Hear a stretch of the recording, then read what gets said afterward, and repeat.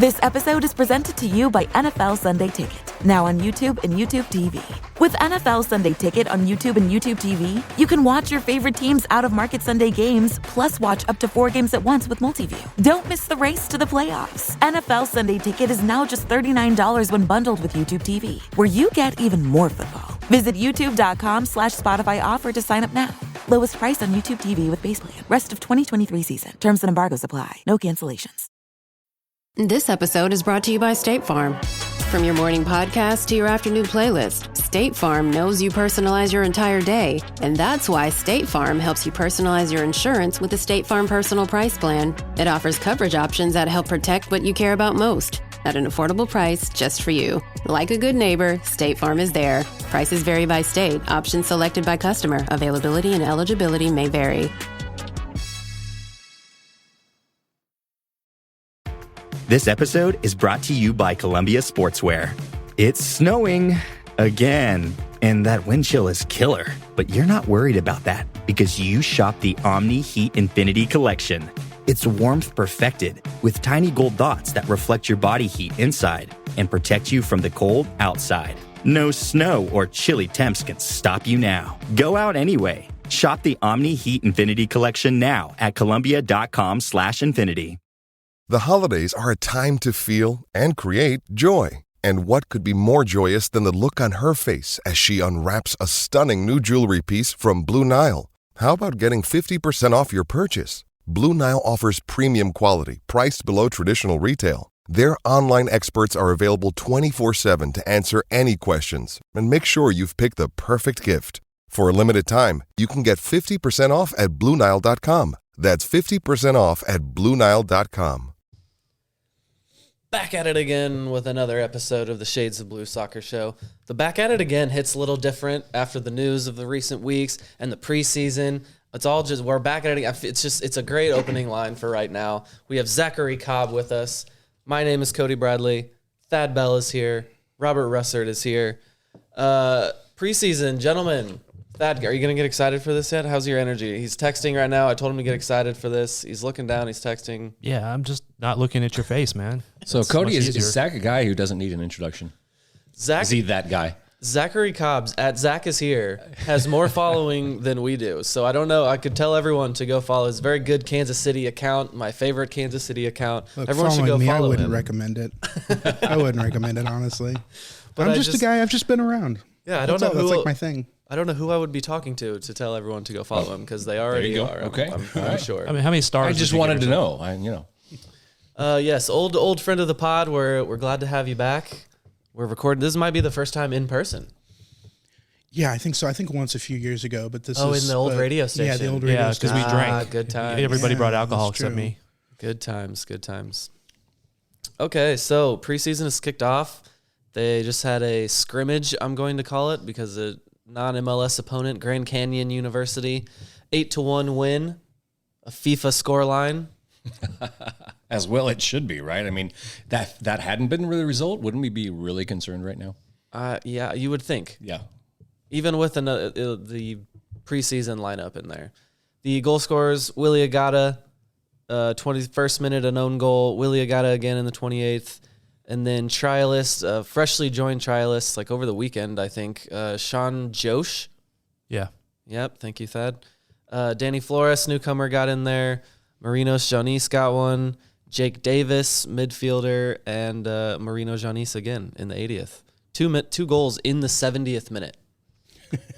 Spectacular against a really not spectacular opponent. I mean, were we grabbing the ball out of the net up 6-1? We were grabbing the ball out of the net to get back to the center circle to kick off again to score. I'm wildly impressed. We scored 2 goals in 1 minute. Well, if you watch the video clip, it was literally men against boys. Literally. Those were boys. Peter Vermees drew up a play to get the ball out of the net, then put it at the point again to score again. It was very disrespectful. Yeah, we did finally get some video. It was just, guy on the sideline recording it, but it was video to watch, and that is posted on the Blue Testament YouTube page. Which, go watch it. I would say go follow it and all of that, but I don't even know if we're going to have control over it in a couple weeks. So, but definitely go watch the video. It's good to see the boys on the field playing games. Daniel sending crosses into the box. It's just, the ball's rolling again. Yeah, that's good.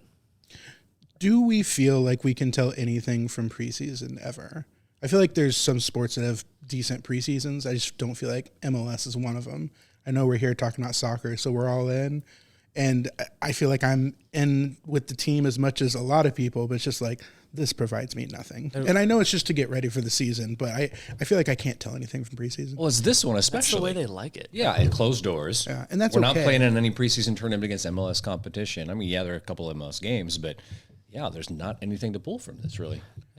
You can never tell. You have to actually look at the exact lineups that are on the field when things happen, and the exact lineups that are on the opponent that they have out there. Because sometimes they're playing starting lineup against a second team on both ways or half and half, and it's really hard to look at that and be very confident. Like, oh yeah, this means well. The good thing is they scored 8 goals against a college team, a not even high-ranked, not a high-level college team, Grand Canyon University, and they're pretty good in whatever conference they're in, but they're not that big of a team. And then you've got Roger playing a 6, and I think Felipe Hernandez playing a 6. So I mean, is that really something we need to look into? Is it significant or is it not? I don't think so. No, me neither. And then Vermees always keeps something in his pocket, and the opening day lineup is always different than like whatever we've seen before. Yeah, in preseason, and he'll even do something kind of consistent the last couple games and make you think that there is something there. And then there's at least one twist every opening day lineup. Yeah, it was a couple years ago. Russell hardly played at all in the preseason matches. Yeah, well, he had a knock, and everybody's like, "Oh my god!" And he was just being saved to start. I mean, he doesn't need a lot of preseason to get like in form. I mean, he just needs to cuss somebody captain, out. Damn it! Yeah, I'm not going to say anything about that team because I don't want the Grand Canyon Crazies to come for me. I don't know. Maybe that's a thing. Maybe they have a supporter group and they're called the Crazies, something of that nature. But yeah, I agree. It's just, I looked at the scoreline and be like, oh, that's good. That feels right. Right. Be like, now, what does that mean? I don't know, but that's okay too. Not everything in the world has to have meaning. You nailed the obscure random college supporter group name because the Crimson Crazies is the one in Missouri State. So well done on Bears. that. Go Bears. I went to Springfield. And how many of them are there? Hey, Missouri State is a good school. And there's a lot of fun. It's kind of a party school. So Did I say something mocking? I asked how many there were. how many Crimson Crazies there are?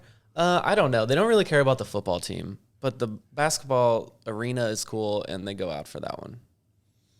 Yeah, the football team is very strange. It should be good. There's a lot of talent in the area. They've never been good. It's like the most amazing thing. Yeah, yeah. They could pull from such a large area in the middle of this state. And this is now a Missouri State podcast. Yeah, I've never had someone be excited to talk about Missouri State. That was good. Speaking of crazies, anybody check the Facebook discussion on this? Anybody like going off that we allowed a goal against this team? Am I freaking out? There's got to be at least one comment somewhere about it. I mean, at that point, I would just love the passion. Right.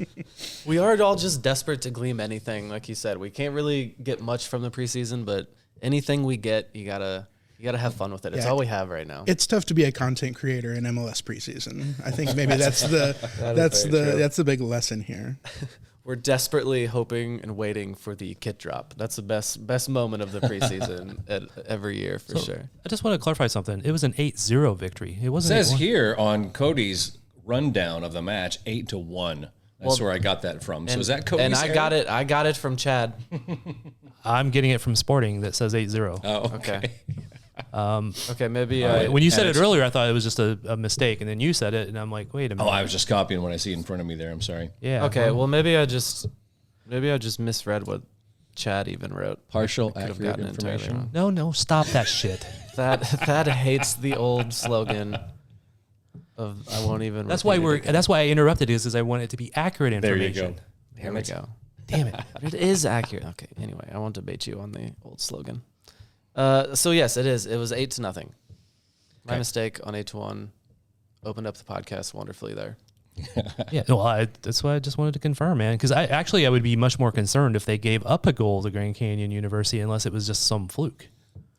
Yes. Speaking of that, Cody, that leads us right into our next topic. Flukes? Yeah. How does that? No, giving up a goalkeeper. Oh, okay. Would have been a goalkeeper. Don't steal my transitions, Robert. I'll transition when I'm ready to transition. Damn well and ready, yes. And also, this was a question posed by someone else on this podcast that I was going to let him squeeze it in here. But hey, You can edit this out. You have that power, Cody. We'll back it up. We'll do this really nice and seamless here. We're not going to edit, but we'll take the fans with us. Just editing. So, what battles are you guys interested in right now for positions? So I am very interested who's going to be our goalkeeper next year. This coming year. I felt like towards the end of the season, it said, this is John's job now. I just kind of thought that. I thought when Melia came out, that was kind of his time coming out. It didn't happen. He got injured, and that happens. But it felt like a very natural transition, and it felt like John was the guy. Now, he had some moments that were bad moments, some nervy moments, but, man, he rebounded every time, and then he came to have big moments. I think the team likes him. I think the team trusts him. It seems like he likes being here. He likes playing for Sporting Kansas City, and I really like that. So, but Tim Melia, talk about, loving a player. Wow, so it's just one of those very strange things. Like I feel like in other sports, like say the NFL, you have that veteran quarterback who helps bring up that younger. I feel like you don't see that in soccer. I feel like that's not a dynamic you really see in soccer. So not that often. I will be very interested to see who is our goalkeeper this year. I would love to see John between the posts, but I'm not the guy that makes those decisions. And his nickname, the Bear. I mean, who doesn't want a bear in goal? Come on. Exactly. Yeah. Seattle.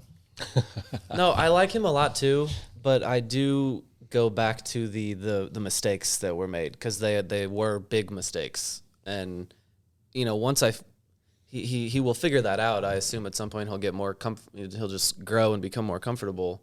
But that's my question at the moment: is if he has figured that part of it out yet.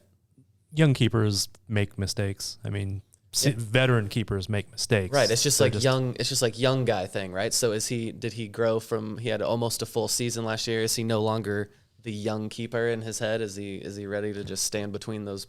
I don't think he's a young keeper in his head. I think he still is a young keeper. He still does not have a ton of experience, but in his head, he's the guy ready to go. I mean, I wouldn't want him to be anything less. What's in Peter Vermees's head right now? Dreams of MLS Cups? No, I mean for keeper. For the keeper battle. Thank you for that. He's really set himself up for that. Robert, who is Peter Vermees leaning towards? Well, I would imagine, the discussion that Peter's having in his head with Carey, et cetera, is Pulskamp ready to be consistent, like you guys are talking about? Has he eliminated those errors from his game? Is he more in charge of his box? I think he's just looking for who's going to claim it. And if Pulskamp claims it, it's his job. But if he doesn't, fallback, he's got an easy one. So I think it's John's job to lose. There we go. That's my question. So it's like, I understand what you're saying. Someone can claim it, but is that something you can do in this quick preseason? Like, can one of them even grab the reins and just training in a few preseason games? Is that one, or is like you said, it's Pulskamp's job to lose, so he's the guy on opening day, and is that what we're going with? I think it's his to lose based upon how he finished out last year. Yeah. But if you're going to try to put way too much meaning into preseason games, like we've already kind of debunked a little bit, but I believe Tim was the first keeper out the gate. Yeah. And then John was the second one in the first game, and then McIntosh in the third. And then this last game, it was reversed. It was Tim, McIntosh, and Pulskamp.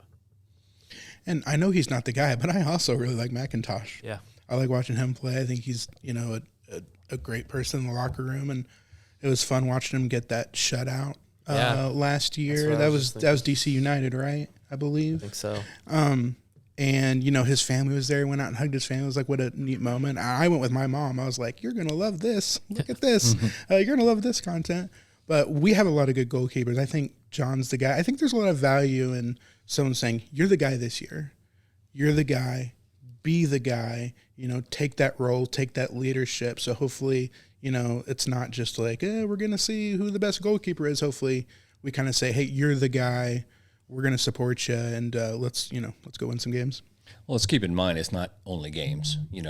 If Pulskamp is showing that leadership ability you talked about, Zach, in training camp, if he's, raised his level of work rate at training, if his attitude is, where it needs to be, Peter definitely puts all those into the factoring. So I could see John stepping up that way and claiming the job. So I think it sounds like we're leaning towards, right now it's Pulskamp is going to get every opportunity in the preseason, and he would have to look pretty poor to not start opening day. No. I'll kind of contradict that a little bit.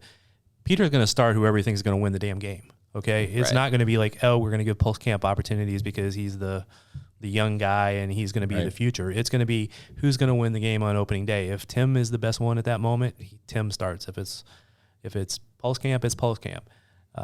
He will every once in a while, I guess, throw a keeper a game, which he did McIntosh because he didn't really need to. I mean, the guy probably deserved it for all the bombing he got in for SKC too. I would say almost every goal that was given up by him and with the second team was not his fault. It's like a PTSD situation. Yeah, he was against a firing wall there. And I saw him take hits to the head, with knees and feet and balls and everything else, and got up and kept playing. He's a good shot stopper and all that. But yeah, I do think Pulskamp is the future. I'm just going to say is like if Peter sees that Tim's in form, Tim starts. I think he's not going to give it to anybody. Well, you got to imagine Melia is pretty motivated by what happened at the end of last season, so you got to factor that in too. Yep. I think every year he's been good, but he's had like a string of games where he had his form dipped and then it would come back up. I think that's probably after every child that they had or something.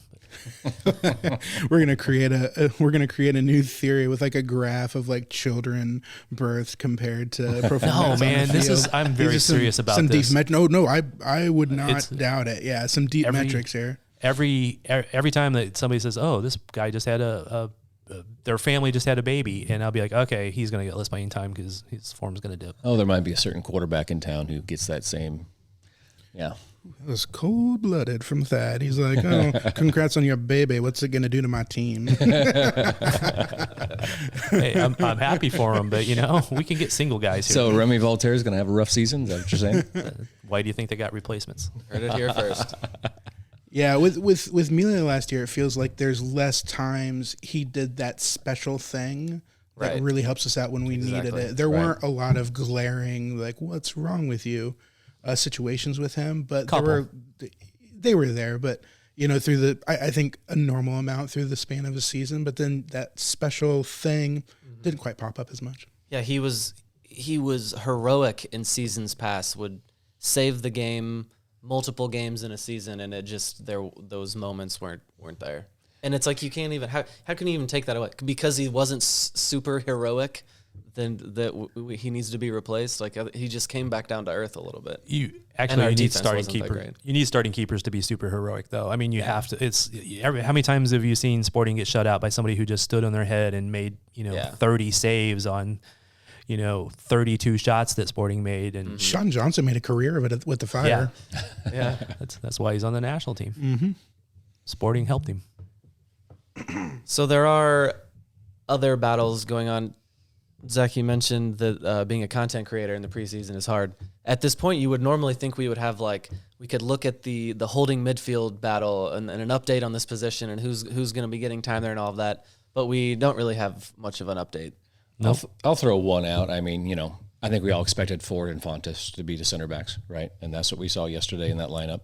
So that's true to form. Yeah, whether we're signing another one or not, who knows? But yeah, the center back pairing is one to keep an eye on. Holding midfield. Yeah, I mean, that's going to be Nemanja. I can't say his last name correctly, so I'm not even going to try. Nemanja Radoja. I'll get it by the middle of the season. We'll get you there. Yeah, I struggle with that, man. I admit it. I believe in you. Not a strength. I'm not sure what my strengths are, but that's really not one. We had to basically kill the fine jar because we couldn't possibly. We got to bring the fine jar back. Kill it. Come on, man. Bring it back. I always went for the name of the person that I could say. So like, if I can't say their last name, I'm on a first name basis. If I can't say their first name, I'm on a last name basis. Now, Cody, with our situation, don't we really need the fine jar now? Yeah, I think we do. Yeah. If you can't say their first or last name, it's like, "Hey, buddy." Yeah, well, Hey, man. Number 27. Yeah, at least they all have unique numbers. Yeah, it is funny this time of year, and with what we're doing with a lot of different players, there has been a lot of us bringing in players for the fact that we have injuries, and now those injured people aren't injured as much.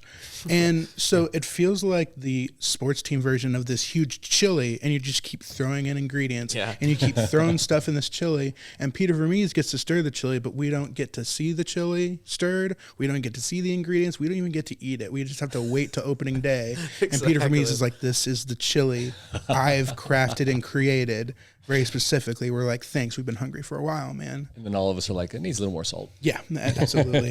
Then we have comments. We'll bring the salt. Who's the meat in that chili? Well, we know the basic ingredients, right? Like we know the meat of Johnny Russell, Daniel Shalhoub. Is Alan Polito going to be part of that? And who's a vegetable that is in this? What kind of vegetables do we have in this chili? The refs. Well, he can't control those. Are you alleging that he can control Vermees controls the refs somehow? No, they're still the vegetables though. Just I'm kidding. Refs do, uninvited guests. refs do a great job. Ben Sweat is a vegetable. I'll throw that out. Oh yes, Ben Sweat is a vegetable, and I think maybe just the young guys also. I think Ben's underappreciated. I agree. He did have a good. That wasn't supposed to be derogatory. I'm just saying. He's solid. He just really feels like a vegetable. Maybe that speaks more to my view of vegetables. Maybe so. Yeah, I like vegetables. What vegetables are you have putting? them, right? What vegetables are you putting in chili anyway? Yeah, that's true. I was like confused peppers, by that. right? I don't know. Peppers. Those are peppers, not vegetables. Their seeds are inside. Peppers so are. Hold on. are those Is considered? a pepper not a vegetable? Well, a bean's not. This is a mess. No, this is Cody's ideal podcast. Is talking about is just derailing. I've just been brought in to talk under you guys sarcastically. And you do a hell of a job. Yeah. We appreciate it. Actually, that was why you were brought in. At least you know your role. Yeah, exactly. Okay, well, Thad, you do some research on if a pepper is indeed a vegetable for us. Tomatoes and chili. Peppers are fruit. Okay, well, and so are tomatoes, right? Yeah. Yeah. Peppers are fruit. Tomatoes. There you go. Oh, that's This is an audio pod, but I really wish people could have seen his face right at that moment. Yeah, tomatoes, and they're a fruit. The sudden realization on his face was priceless. I'm gonna gather myself. We're gonna go to break, and I'll be right back. This episode is brought to you by Google Pixel, the official fan phone of the NBA and WNBA. The new Pixel 8 and Pixel 8 Pro are built different. How? Take the Audio Magic Eraser tool. It helps block out distracting crowd noise so your play-by-play commentary sounds crystal clear. The only phone engineered by Google brings out the audio you care about so your videos sound as crisp as they look. Learn more at googlestore.com/pixelnba. Audio Magic Eraser requires Google Photos app. May not work on all audio elements. Introducing Royal Caribbean's newest ship, Icon of the Seas, the ultimate family vacation. The ultimate 6 slides, 8 neighborhoods, 0 compromise vacation. The ultimate never done that, can't wait to do it vacation. The ultimate chillin' by a different pool every day of the week vacation. This is the Icon of vacations. Icon of the Seas, arriving in 2024. Book today. Come seek the Royal Caribbean. Ships Registry, Bahamas. All right. We're back. Very quick break. Very quick. Oh, I thought you had something on your mind there. No, I was just going with it, man. I'm supporting you. Okay, thank you for your support. After I trash you in the last segment, I was trying to be supportive. Did you finish your research? Oh, yes, we did finish the research. Pepper and tomatoes are both fruit. I bet everyone listening is like, Cody's an idiot. Why did he not already know all of this? Beans are legumes. Legume. Yeah. Fine jar. Got him. Multiple beans. Power back on my side. Multiple beans. Legumes. So our question is, who's the fruit of the chili? Who's the cheese of the chili? Maybe. I don't know. Ah, yes, the cheese. Yeah. See, we didn't. Spices. We didn't. Maybe. Yeah, this might take a lot of thought and research, man. I'm not sure on the. It's all Zach's fault. We fault. didn't pound that comparison into the ground enough, I guess. Robert wanted to keep going. No, let's. We have a question here that we've been wanting to talk about. Robert, you've mentioned this a few times. I've wanted to not believe it's true, but recently there was a tweet came out of, it was just some random person ranking. We don't need to put a whole lot of emphasis on it, but someone had ranking supporters in MLS, and I thought you were saying ranking pods, and Sporting was not at the top of it, and that does it. In my head, I'm still maybe thinking of a decade ago at this point. I'm living in the past, but in my head, it's that Sporting KC should be at the top of that list. And so my question is, has the Cauldron fallen from their former glory? I suppose this is like one of those things where I'm at the round table. Yeah, it's interesting. I did not see that list. Like, ranking supporter groups seems like a silly affair, but that's the internet, right? We were staunchly under good. And yeah, there was like 5 teams fair. in classes above us. And it is interesting to see the growth in the league from, what you're saying, 2013. Exactly. Yeah. There's all these new teams that are doing amazing things, filling out stadiums in ways that we couldn't really dream of about a decade ago. It literally is incredible. And so, but, everybody needs to change and adapt and grow. And I feel like in a lot of ways, the Cauldron has been poor at that. I feel like a lot of times it's doing the same stuff it was in 2013. A bit stagnant. Yeah. I think my thing is that it just feels a bit stale. And it's a tough deal because, I am not an old man, but I am not a young man. And I feel like when I look around the Cauldron, a lot of people are my age and older, which is not ideal for a supporter group. Yeah. So I do hope that we can all find some way to bring in younger fans and younger people that are attracted to the team, are also attracted to being in the Cauldron and being involved in supporter culture and just going out and having a good time. I think I wish there was a little bit more outreach in regard to that. Yeah, and we want to make sure it's clear that we're not criticizing anyone here, because when you talk about the Cauldron, I've been to those meetings, and it is annoying if you spend time painting a tifo and then you hear someone that didn't paint this tifo complain that it wasn't good enough or that they didn't like it. So there's, we want to be clear that we're not complaining. It's not a good look to be criticizing the people who are the ones that are actually doing the most for the Cauldron. So we just wanted to talk about, like I said, maybe a fall from its once glory that it had, and maybe things we can do to improve it. I do want to point out that Sporting recently did that college thing where people can get cheap tickets in the Cauldron. So that's probably one of their efforts to help get younger people in there. And then the Cauldron at its best, when you have somebody in there, they enjoy it and they chant and all that stuff, they want to come back. So I think that's probably at least one effort by the team trying to help that out. I don't know I haven't seen too many people complain about the tifos and things like that. I hear more people just complain about the atmosphere has gotten stale, the same songs, it's not as loud, it's not as manic and all that stuff.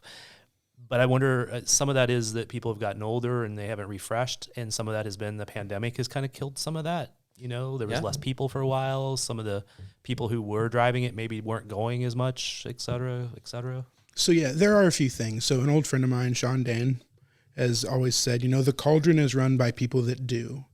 And I think there is a problem where there's a lot of people talking about things that the Cauldron should do, but it's saying things that they want someone else to do. Everybody wants someone else to do something about it. And at the end of the day, a supporter group is powered by just individual people that make the decision that they want to be involved, that they want to have an impact. And the sum of those people is what makes a group amazing. It's really not leaders. Leaders are a thing. They can help organize whatever, but you can't just put a leader out there if nobody wants to be involved at all. So, and that's not saying that leadership doesn't have anything to do with it, but to create a supporter group, it really just takes people that want to be involved, that want to be engaged that way, that really just do bring that energy. And I think there's been a lack of that. And there's a lot of different reasons why we could talk about that that's the case. So I guess what I'm hoping is people just go out and they just fall into it. Just be the one that gets engaged, that's allowed. And if you want to be more involved in the Cauldron, just do it. There's no crazy application process. It's just meet some people, go get involved, and you can kind of create the group. It can be what you want it to be, kind of making the change you want to see in the world. I think that's kind of how that works. So I am hoping that, we can attract younger people and do things of that nature. And, it is very difficult. Like, it's a bunch of volunteers, and the people that get a lot of heat are the people that put in the most time and probably want those changes more than anyone. Mm-hmm. It's just, there's just no magic. It's about people being involved and people wanting to be involved. And I really wish, I think we as a team, I think the organization has kind of accepted, and the Cauldron should too, that we kind of have, like, we're not going to be Atlanta. We're not going to be Seattle. We're not going to have those numbers. We just won't. That's just not what we are. But it would be fun to just embrace this small but mighty thing, which I think we could do really well, which I think is what we are. And so it will be interesting to see maybe some change, some growth, get some younger folks in, because I tell you what, St. Louis is just right down the road, and they're coming to eat our lunch. It is an energized fan base, new team. They have that new shine where everything is amazing. Major League Soccer hasn't, killed their spirit yet. They haven't been knocked out by some team like 3 years in a row, and it's just like it makes you want to cry. So there are a lot of people here to replace the good things that the Cauldron has done for years. So I miss the fun, and I miss the big ideas and just doing weird things. Thad, pitch me your idea for a new song in the Cauldron right now. What's your? I'm just kidding. Jeez, that's not pressure at all. What's your favorite song that the Cauldron sings?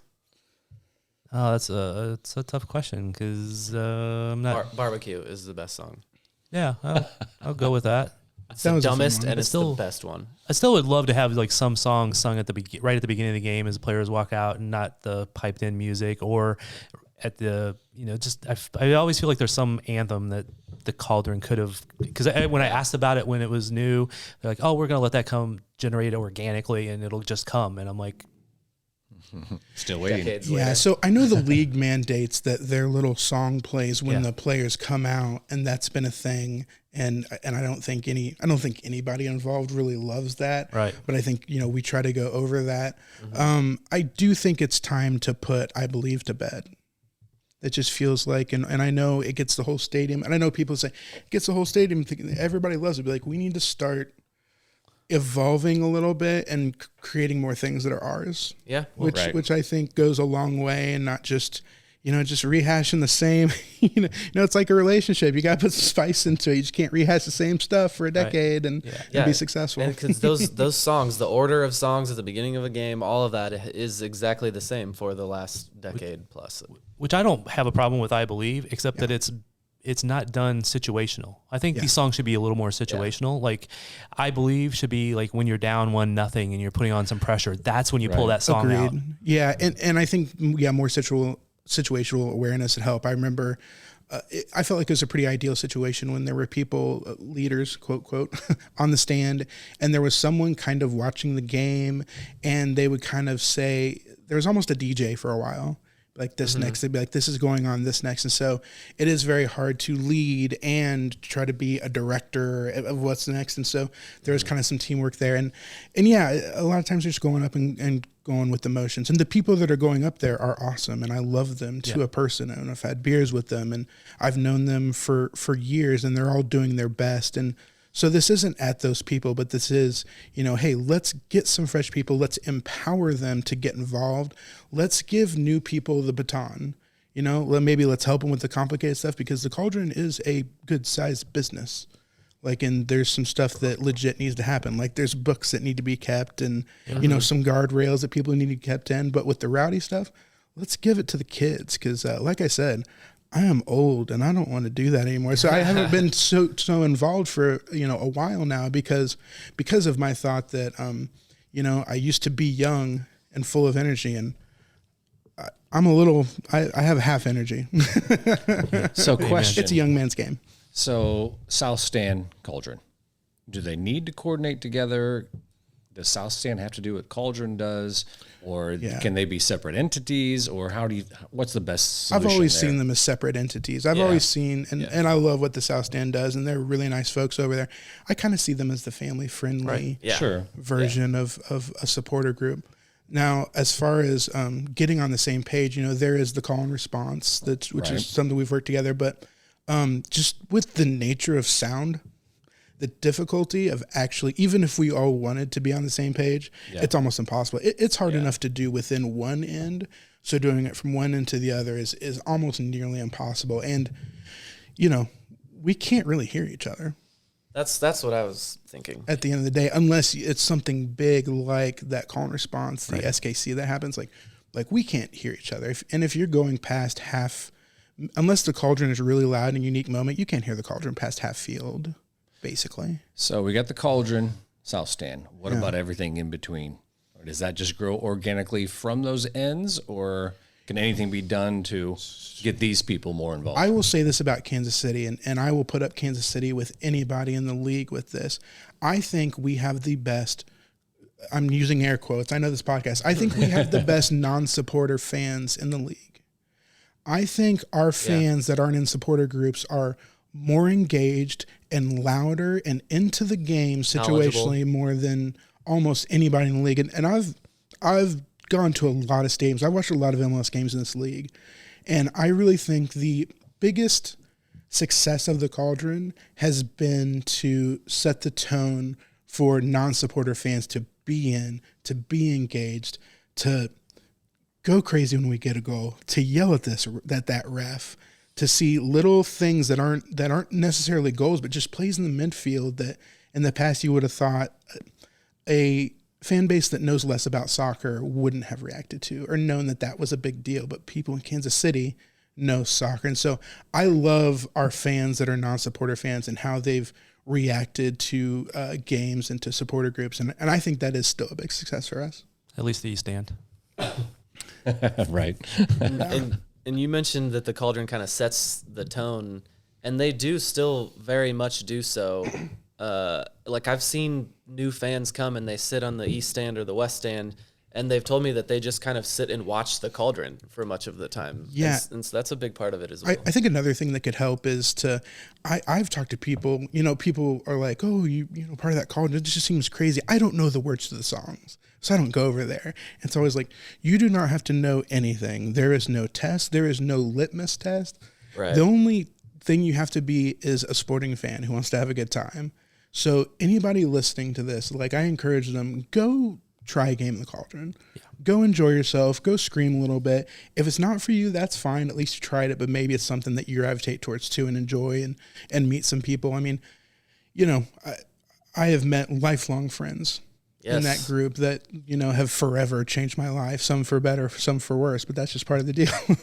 I have met so many great people through that group. And so I hope that there's a generation before me that embraces that, and they form those friendships, and they meet those people, and they go on those road trips, and they have a blast, and they get to watch Sporting win MLS Cup.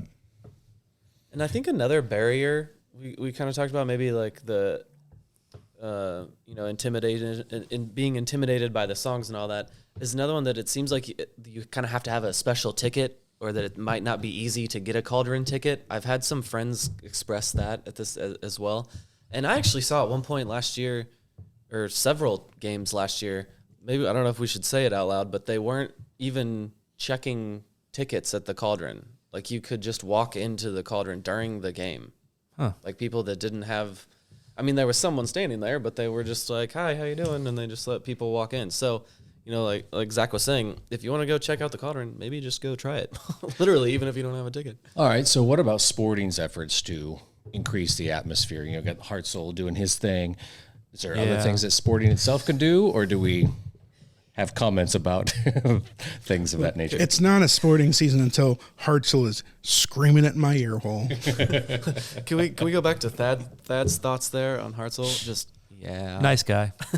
Nice guy. I agree. I'm not a hype man loving kind of person, so that's just no. He like you said, it's.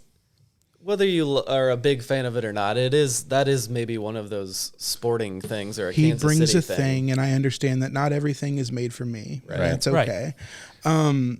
Sometimes it's fun. I don't even want to make it. Yeah, I'm not even really hating on it. And, he opened my mind to how many syllables there actually are in some of these names. Yes, very true. So again, another way if anyone is wanting to get involved, it's just kccauldron.com. All of it is right there. Yeah, and we kind of passed over your question. I think the team has done, the Cauldron and the team are very independent, and I think the team has put everything together that you need. Like we have a lot of, I say we, I was more involved, but the Cauldron has a lot of they kind of get to do almost whatever they want. You know, we have a space, you know, they have space freedom. They have a good relationship with the front office that I think is pretty healthy. The organization and the Cauldron both, for the most part, want the same thing. We want about 90% the same thing. Yeah. And so I think there's times that it's like, hey, we all want the same thing. Like, how can we do this? I think the college pass, I think they called it Season U, something. They gave some name to it. Something that, U. Yeah. Fantastic idea. Great, yeah. Just a fantastic idea. And I think there are some ticketing policies that will help going forward. I think there was a long time where the Cauldron was simply the cheapest ticket in the stadium. Yeah. Which is, the intention is good. You want those supporters to be there. But what happened is you had a lot of families that they wanted to bring a few kids, and they just got the cheapest ticket. And that necessarily wasn't the best spot for them. So I think now that is in the south stand. So there's nothing wrong with that, but that just wasn't the best spot for them. And so I think the cheapest ticket now, you can go to the south stand and enjoy yourself, so that it kind of means that it's more likely that someone in the north end is in for that experience that even when you buy the ticket, they talk about, be like, this isn't a normal seat. There's some things that might happen here. And so people are kind of warned and people kind of know.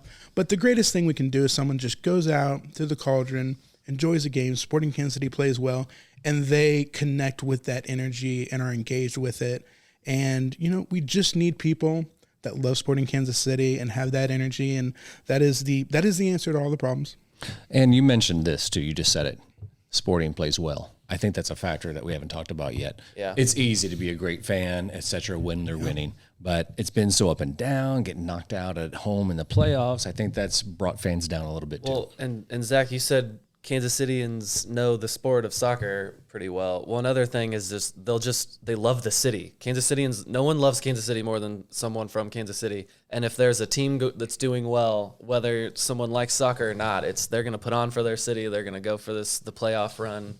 And yeah, that's going to be the biggest thing. I would normally be wearing this stuff, but right? Since the Chiefs are so good, we're sitting here pre-Chiefs game today, and not anyone here is like necessarily diehard. Actually, Zach, you're probably you're probably. I love Sporting. I do love the Chiefs as well, though. It's kind of I grew up playing foot. It may surprise some people that know me that I was not a prolific soccer player growing up.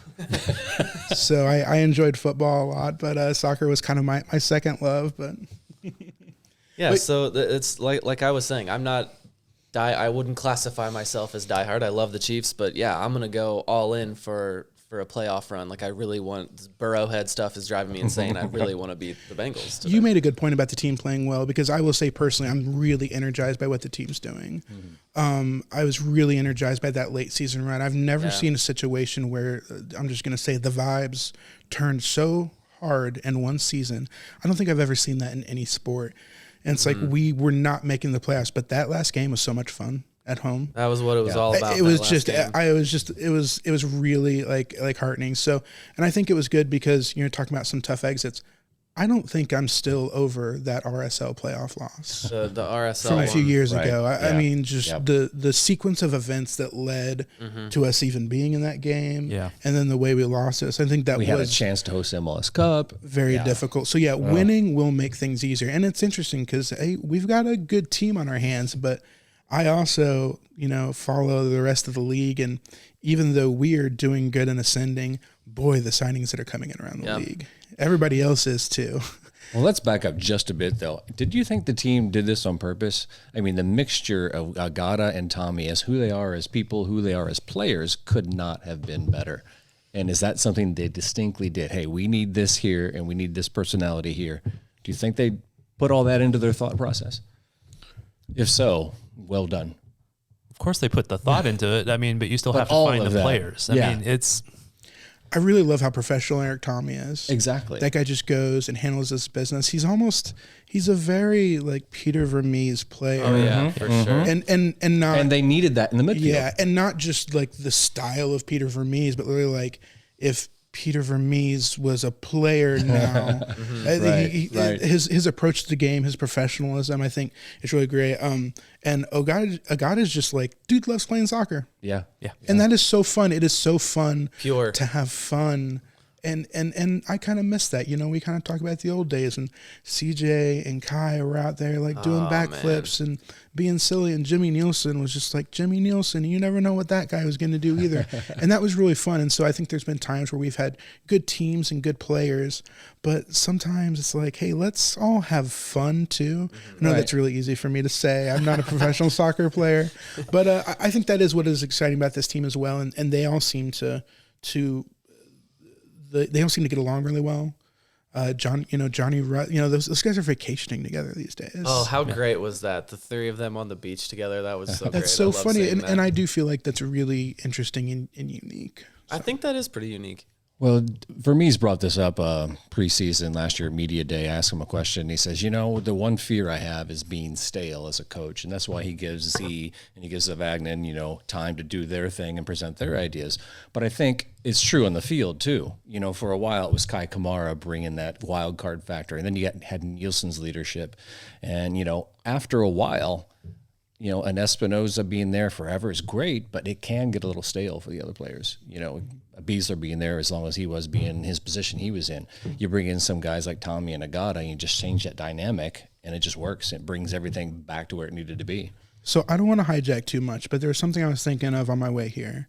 We're talking about the past. We're talking about the present. Are we worried about any of these guys that have been around for a long time this year and just the wheels falling off? Sometimes that happens to players where it's like they've been good, they get to a certain age, and the wheels just fall off. Well, not that I think this player's wheels are going to fall off, but let me get in a plug for our interview with Roger Espinoza last week. If you were talking about that run at the end of the season, he had a really good, he was serious about, when that came up, he was happy to have the opportunity to talk about it.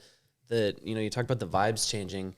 That was really just among the fans, because the team, I didn't see any of the team turn negative. Right. And that was one thing that he was pretty proud of and he talked a lot on. So if you haven't listened to that's a good point. Go back and check out that well, podcast. Back to your thing, Zach. They're using the guys right. Espinosa is going to be used appropriately, and I think we've already seen that.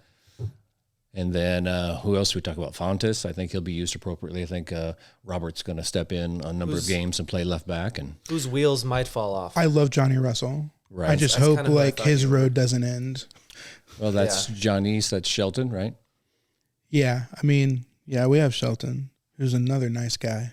He's a really nice guy. I'm just saying, really guys who will expel him. Damning with faint praise. Yeah, no, and that's true. I was because I've talked to him a few times. Man, you were great. You're a nice guy. Super nice guy. And I know you bring a thing. I do know you bring a thing. It just is not goals. Right. And not relying on him to be the goal scorer, which they never really relied on him to be a goal scorer, but not relying on him to be the main number one center forward guy all the time, I think will bring a much different dynamic and allow him to be a little bit better. Because late in the season, we saw him close out games. Yeah. And they used him to close out games. He did a great job. He was great in possession. He kept that ball. He kept away from their team. It's that's the guy. That's how we need him. He can run down those long balls and stuff like that. When you talk about old guys, you always have to. We got Tim, Graham, Roger, Fontes, Johnny. You included him in there. Graham, if he goes down, we do have young, speedy guy who can't quite do what everything Graham can do. But man, I love watching him play in Caden Pierre. Agree. Tim, we already know we have Pulskamp and McIntosh in back of him or in front of him at this point. We're really not sure there. Fontes. Center backs usually they don't tend to drop off gradually. They drop off really fast, which unfortunately that's why Beasler ended up going, and we hated that. But so he is a risk, but we do at least have two center backs there, and they need to at least have one more. Sweat, I forgot to mention him earlier, but we already know that we have Ndembe and Tim Leibold, or however we say his name, who isn't in camp yet, because I did confirm that actually when I was doing some of the texting you were giving me crap for, Cody. The vegetables. Let's see. Who else? Roger, we know he's probably not going to play a ton. I think with what we've been seeing in preseason with him in that D-mid role, because we know that Manja is probably going to take that role, but it might be a Roger comes in just to close out games in that spot, so getting him experience and not taking away from the chemistry the other guys in front of him are getting right now. Because if you were playing him in his normal spot, you're taking away from the chemistry of the guys who are going to start more often. Right. And going back to Russell, yeah, he's not the guy that's going to take on and beat 3 guys much anymore. But he does so many things well, and that's why obviously these guys have stuck around. And I think the key for them is staying within themselves. And what you said at the end there, as long as they stay within themselves and leave the other stuff to the Agatas, the Tommies, then they're playing their role right. That's what we need for this team. Do your solid statements, your play, let them do the flashy stuff. And I do agree with that they manage them very well. So that's not part of the concern. It'll be interesting to see. And on the other end of it, you have old guys where the wheels can fall off. We do have younger guys that can ascend, and I love Caden Pierre. Yeah. I love that every time I see him, the moment isn't too big for him. Oh, yeah. And that is so incredible to me, because I always think of myself when I'll look at some young player and be like, I think of myself when I was that age. And I was He looks silly. like he belongs. Yeah, he does look like he belongs. So hopefully another year and the experience from last year will be good for him coming into this year, and he can, take that next step and be that guy. Hey, I think, Robert, you mentioned Johnny won't be able to do the one-on-one stuff. He doesn't do it as often as he used to. He's not that player anymore.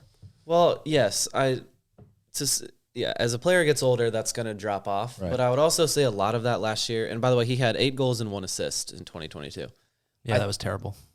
And I would also say a lot of that was just the state of the team. He would have had to have done it all by himself, and he did do it a couple times last season. Yeah, a team is never how good one guy is, or shouldn't be. It's when Daniel's had his best and Johnny's at his best and a center forward at his best, and we have a midfielder that actually can do more stuff than because we didn't have that without Kenda there last year. When all of those pieces start doing it, starts pulling, because if Johnny's running down the wing, you can put 2 defenders on him, make sure one doesn't dive on him, and you can defend him. If 2 dive in on him, he goes through, right? Everybody should know that by now. But when he's going one-on-one with a guy, because now they got to make sure that they're watching Tommy or Kenda or Voltaire or Shallowy or Agata or whoever, nobody can just leave people. They can't,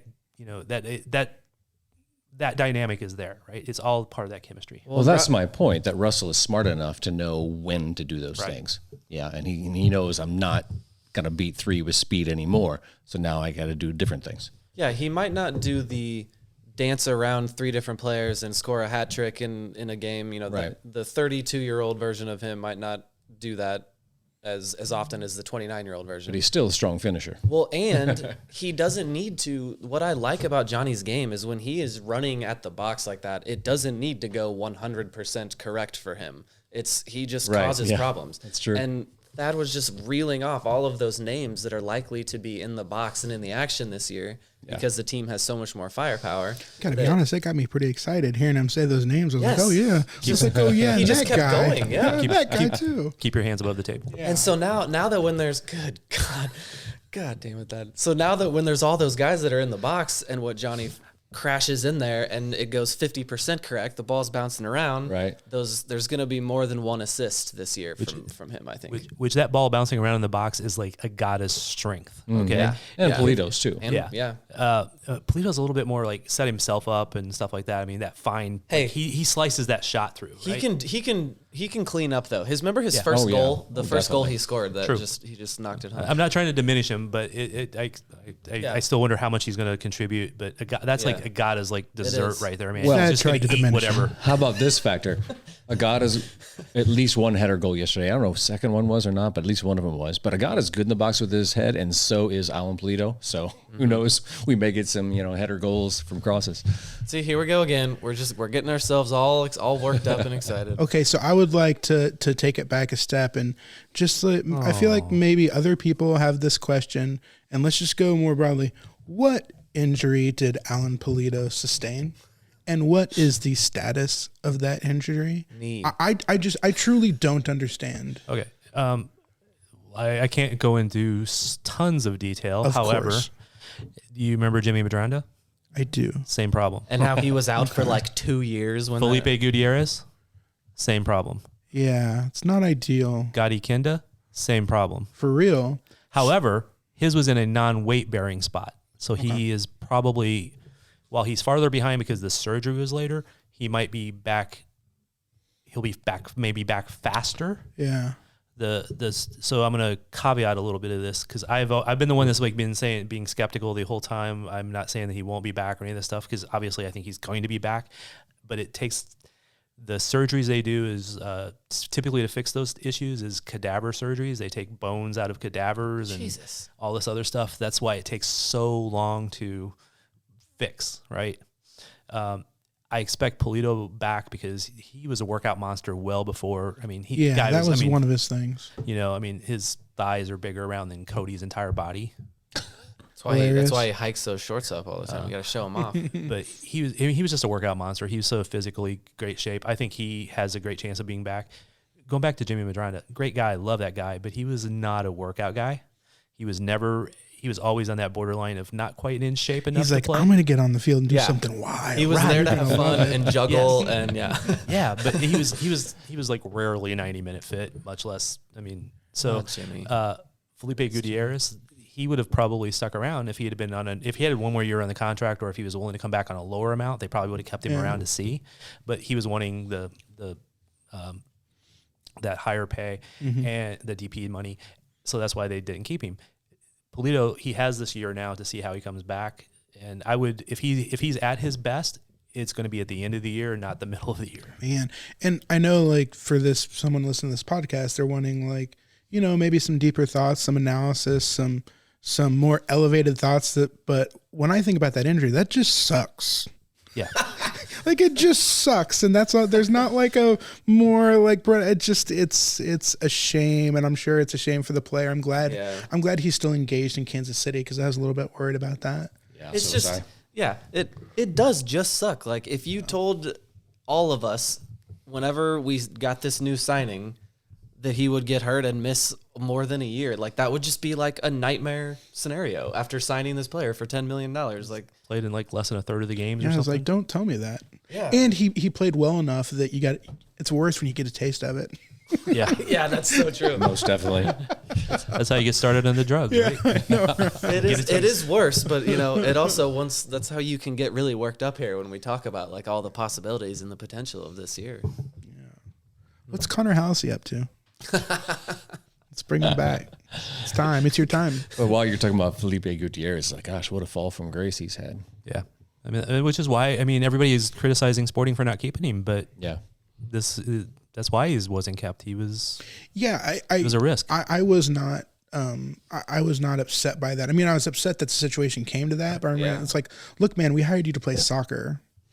Like you have to play soccer games there's no other, like, I don't know, just the idea of you doesn't move the needle for us. So that I cannot even believe how many notifications you have in your notification bar right now. It's giving me anxiety. Good. Way too much. Good. Boomers. Okay. Before we get out of here, Zach. If I cleared my notifications, you would yell at me for looking at my phone. Well, not on the show. No, don't do them on the show, but way too many. These are all my notifications were completely gone 5 minutes ago. Oh, man. I could Zach, not these two have a like weird that. relationship. I don't Somebody know if you've been listening to the Sports pod. Network. I could not live like that. I take my notifications very serious. I'm organized with them, and it gives me anxiety. Notifications all the way across his screen. The notification bar. Summer from Footmob. Okay, yeah, and that's actually a good transition to Cody's new organizational podcast he's launching, Business with Bradley. Subscribe wherever you get podcasts. Yeah, that's the guy. Containers with Cody. Ooh, I love containers. Cody's Containers. If you open a store, man.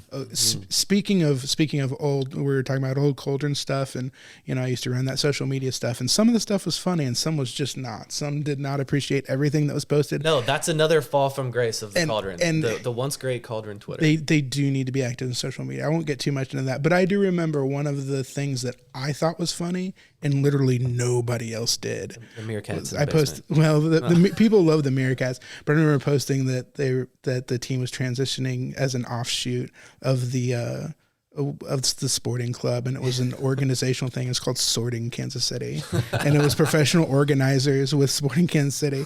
I was like, this is funny, and then everybody else was like, No. That's the beauty of running a social media account. You have this thing. I know this is funny. No and no this one is else funny. does. Nope. Yeah, that's one of those I would have just scrolled by too. Yeah, but no, that's fair. No, I'm not saying those people are wrong. I'm just saying I enjoyed it in the moment. Like I said, Zach, you're a very Kansas City guy. I love your Instagram and your Twitter. So tell me a place. Where have you eaten out recently? Where's a cool restaurant you've been? Man, Give where's me a something good place to KC. eat? So I did have a place. Yeah, there was a place called a Buck Toy Barbecue. It's like an Asian fusion and barbecue place. I've heard of that. Incredible. They just got nominated for a James Beard Award. Which is very cool. That's where I heard that. I name, yeah. would highly recommend that. It's fun. Yes, What's your go-to dish there? I've only been once, but there is their brisket and pork belly is very good, but they have barbecue plates that are over jasmine rice with some interesting like Asian fusion things. So try the brisket and pork belly. All right. Cody's pointing at me. I don't know why. I thought you gestured to me that you had something before we wrapped things up here. No, I was just saying we need to wrap up because I got to go to a concert. Oh, Well, that's thank you made about guys time. for having me. This is so much fun talking about thank sport in you, Kansas sir. City with you guys. Yeah, Zach. I just looked at this time. It has been an hour. Yeah. I was thinking we could sit here and talk. And talk keep forever, on so. keeping on with the Blue Testament stuff and whatever, the writing. The Blue Testament has been very important to the ecosystem for years. At times when everybody was talking about sporting and times when nobody was, everybody involved in that was there, and it's very important. I hope everything keeps going. So Yeah, We will thank keep you. going. We just don't know how exactly where, Yeah. but we will keep just got to going. figure out the details. I like to hear Conversations that. are being had. We'll figure it out. Cool. So man, we love having you on. I try to not bug you too much, but we would love to have you on a lot. So Anytime. I'll definitely annoy you again. All right. Final thoughts, Thad? I like having Zach here, He's but I like, miss David. He's like, get me out of here. I want to leave. Have fun at your concert. Go Sporting! Woo!